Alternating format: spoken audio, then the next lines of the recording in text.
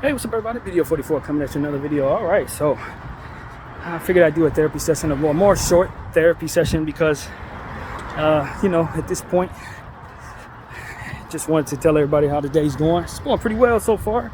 Of course, I just did an NBA noon video. Encourage everybody to go check that out. And this is the first day I've been able to get out the house in a couple of days, although 2 days ago I did go to Target for a split second, but not like I usually like to do. I'm walking all the way down Lancashire. It's just one of those situations where I had a really interesting dream last night. Actually, a series of dreams, to be honest with you. First one had me on the highway walking with my mother. Why we were walking on the highway on the side of where the freeway would be, I have no idea, but that's what we were doing. And it just seemed like throughout the course of that walk, all of a sudden we saw a path from which to cross the freeway. It was almost like there was a stop light for walking in the middle of the freeway. And I saw my mom try to walk across that area, and I'm like, Mama, don't do that. Nah, don't. And she was like, what? There's no problem. She proceeded to do it, and then I saw a blind man, a black man who happened to be blind. He crossed the freeway. So I'm like, all right, let me kind of walk where as if he's the way to follow, which didn't make any sense. You definitely don't follow a blind man across a freaking freeway. But nevertheless, that's how it felt. Like, okay, since he's doing it, I can clearly see that this is set up for people to walk. So let me walk while he's walking. And then we walk even further, and we get to this karate dojo or something like that. It's like some type of dojo. And then I proceeded to have almost a whole movie in my dream. It was really special stuff because it was this actor. I don't know exactly who he is. Caucasian actor, older guy that used to be in the movies a lot. And it was like he was not an actor he was an actor in the movie, but in my dream rather, but it was his real life. And we were walking in on this situation as we were entering the dojo. And essentially what he had done was way back in the early 80s, he had won some type of karate sword competition, and in this competition he was able to earn this massive sword that's taller than myself. This sword is 7 feet tall, man, but for whatever reason it's capable of being wielded. It's at such a weight that you could actually wield this thing, but it looked huge, it looked heavy. But the point is, he was able to earn this sword, and what ended up happening was he ended up losing his job in the entertainment business after winning the sword. And it was one of those situations where it was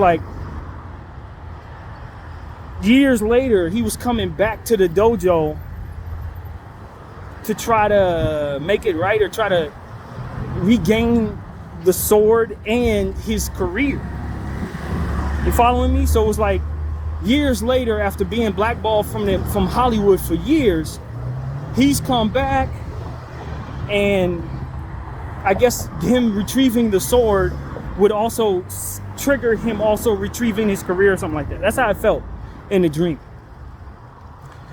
So what ended up happening was myself and my mother entering the dojo were able to meet him.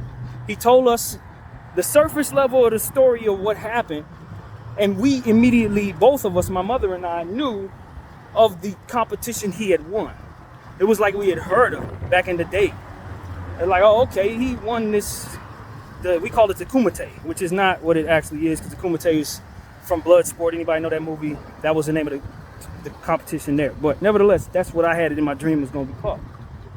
And as a result, he had defeated so many other swordsmen, not to the death, but he just outperformed them or whatever, to ultimately win the Kumite. But the part he didn't tell us, for which we were able to see in a premonition or some type of flashback, was the fact that he had, in a movie that he had done right after winning the Kumite, had a scene where he was supposed to be doing his own stunt with somebody, and when the guy swung at him, he reacted by doing one of them Kumite moves that are supposed to be deadly. And he didn't kill dude, but he messed dude up real bad, and they blackballed him because of that. Not because he won the Kumite, but because he couldn't control himself when it needed to be controlled in a situation where there was no actual real threat, and as a result someone really got hurt. So he was coming, he didn't tell us that, but it was like we understood, you know, my mom and I, we forgave him for not telling us that. It wasn't a big deal in any way. It was just like, all right, well, let's help you find the sword. And they had put the sword somewhere in the dojo. It was buried somewhere in the dojo, so we were able to find it underneath like this wooden plaque area. I guess they had like put some wood over the ground in a certain way, and they buried it underneath that. So myself and my mother, we ended up pulling that wood up. I don't know how we knew it was there. It was almost like we could feel the presence of the sword or something. It was weird like that. And we ended up finding the sword, and he ended up getting the sword, and it was like this grand, supreme, happy moment. It was like a, you know, like a fairy tale ending type of thing with my dream. Like, he got the sword, he's back, you know, he can rest now. It's like he could go back and do his movies and all this. So that's kind of how that went. And I ended up waking up after the happy moment of his dream, of that dream rather. So that was how that dream went. And then I went back to sleep about an hour later after waking up. Normally do it like 3 in the morning, and had a dream where I was at a Super Bowl, but the Super Bowl wasn't actually the Super Bowl. They were playing football, but it was like some type of banquet, like a sit-down banquet or something. It was only like, if 50 people were there, it might have been 50 people. And the way the tables were set up, we were like literally on the field. Like we were inside the 20-yard line as the seats were like this weird stuff. And so when the football players were playing, they were literally running past us.